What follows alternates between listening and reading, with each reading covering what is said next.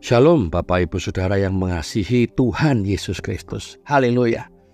Bapak Ibu Saudara, waktu Bapak Ibu kecil, pernah nggak merasa kesal, merasa terganggu ketika lagi asik main, lalu disuruh mandi?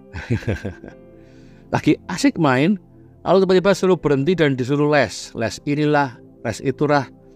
Atau lagi asik main, tiba-tiba disuruh berhenti, disuruh belajar. Waduh, ada nggak di antara Bapak Ibu yang mengeluh, lalu kesel, lalu marah? Ada pasti ya, termasuk saya itu. Saya ingat dulu waktu SD, saat saya harus menghafal perkalian, saya tuh sampai kejar-kejaran loh, sama mami saya, sama mbak juga. Kejar-kejaran, karena saya paling malas ngafalin perkalian waktu itu. Waduh, saya ngumpet-ngumpet saudara. Dan alhasil ketika ditangkap, dimarahin. Dimarahin. Saya lupa dipukul rotan apa enggak ya. Kayaknya dipukul dulu deh, zaman itu ya.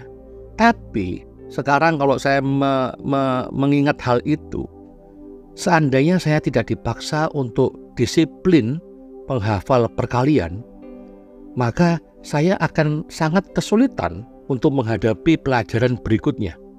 Betul ya? Karena kalau nggak bisa perkalian, gimana belajar pembagian?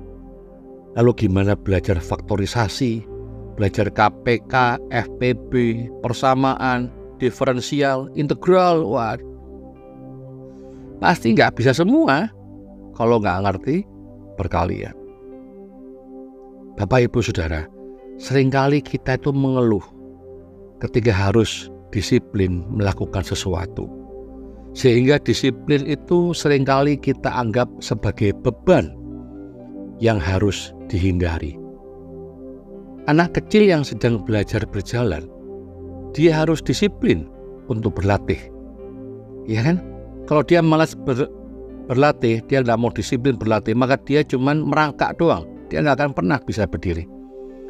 Tapi ketika dia didisiplin oleh orang tuanya, dituntun untuk berdiri, belajar berdiri, lalu mulai belajar berjalan sedikit-sedikit, jalan jatuh, jalan dikit jatuh lagi, jalan selangkah jatuh lagi, berdiri lagi jatuh lagi.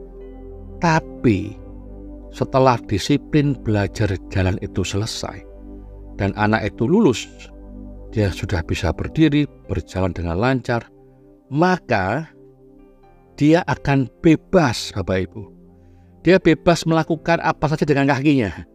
Dia nggak hanya bisa berjalan, tapi dia bisa berlari, dia bisa melompat, dia bisa guling-guling, dia bisa parkour. Parkour itu lompat-lompat gedung ya, enggak lah ya, masa anak kecil lompat-lompat gedung. Tapi dia bebas melakukan apa saja. Jadi sebenarnya disiplin itu bukanlah beban yang harus kita hindari. Betul ya? Tapi justru disiplin itu akan membebaskanmu nantinya. Karena itu firman Tuhan berkata begini Bapak Ibu Saudara. Yakobus 1 ayat 2-3 di terjemahan Sederhana Indonesia ya, saya bacakan. Saudara-saudari, setiap kali keyakinan kalian masing-masing diuji lewat berbagai kesusahan, anggaplah semua itu sebagai berkat dan bersukacitalah karenanya. Sebab kamu tahu bahwa setiap ujian membuat kita semakin kuat untuk bertahan dalam keyakinan kita.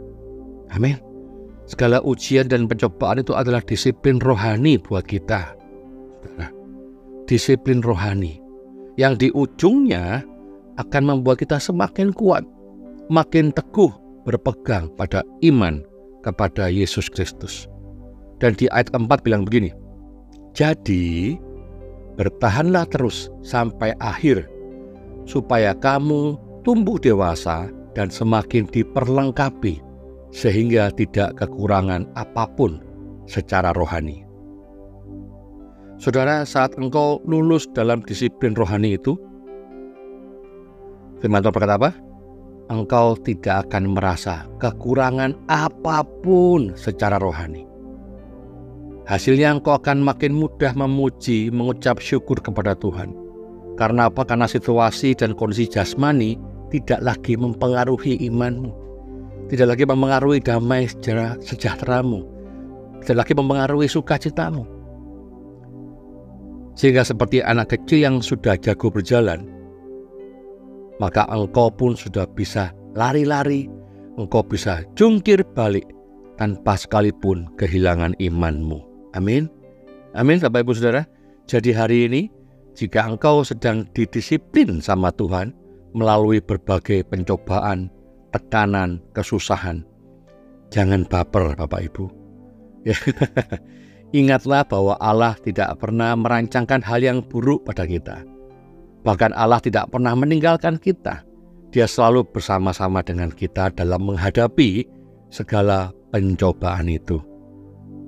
Dan hasilnya, rohanimu akan makin dewasa. Kau akan makin perkasa, sehingga engkau dapat berkata, jika Allah di pihakku, siapa lawanku? Amin. Tuhan Yesus memberkati.